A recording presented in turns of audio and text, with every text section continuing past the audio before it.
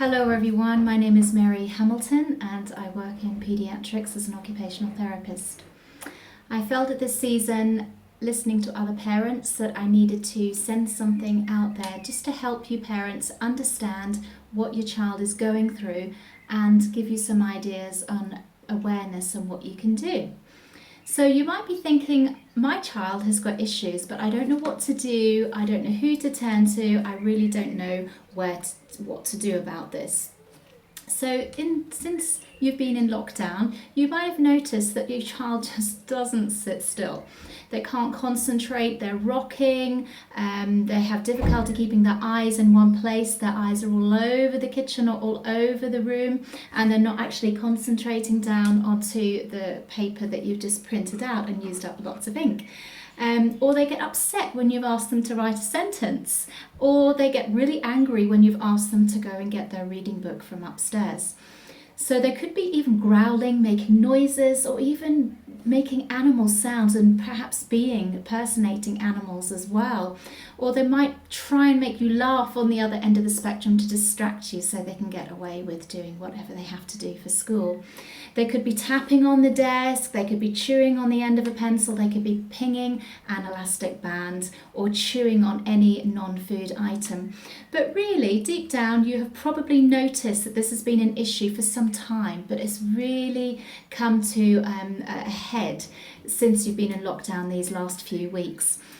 You've found that your child is punching into the air, they're punching their siblings, they're punching a wall, they're punching pillows, sofa, or they might just be tipping backwards and forwards or throwing their body or lurching their body onto you for a hug, but it's not really a hug, it's more like a throw onto you. They're throwing themselves against the sofa, tumbling accidentally on purpose onto other family members.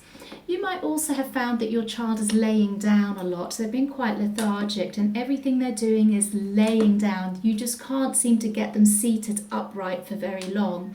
Or on the opposite side, they might be so overactive and they're bouncing literally off the sofa or the walls. You might have also found that your child is having temper tantrums. I've spoken to many parents recently.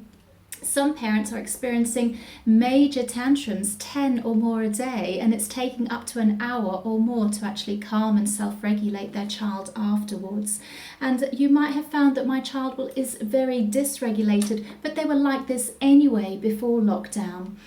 They might have more sensory sensitivities, like they might dislike labels, that when they get dressed, their t-shirt is on back to front, inside out, or you're Googling for seamless socks, or something where there's no tag or irritation next to their skin.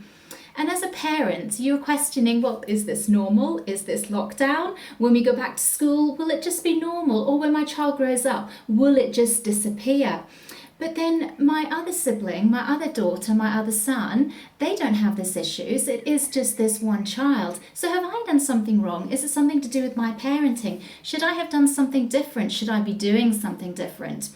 Or maybe you're thinking, well, maybe it was how I birthed this child. Maybe it was that long labour. Maybe it was because I took an anti-inflammatory when I was unwell during my pregnancy. Was it that dental treatment I had? Was it because when in labour, I had a ventouse or a forceps or a C-section delivery? So you could be thinking all of these questions in your head and then blaming yourself and then shaming yourself.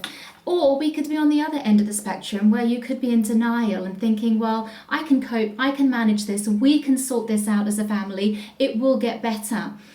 But irrespective what way you're looking at it, as a heart, from parent to parent, it hurts, doesn't it? And it's because you love your child and you really want them to do well.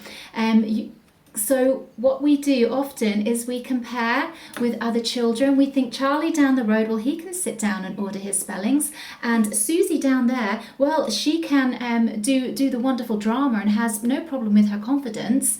But what about my child? My child just doesn't seem to be able to do any of those. They're so disorganized and they're constantly falling or being clumsy. Well, can anything be done, or is this a problem that I just have to live with? Well, I want to give you the message today, parents. Yes, there is something that can be done. There are answers. There are solutions. Yes, there is hope for your child. And parents, know you are not going crazy. I'm going to be giving you some top tips over the next few episodes.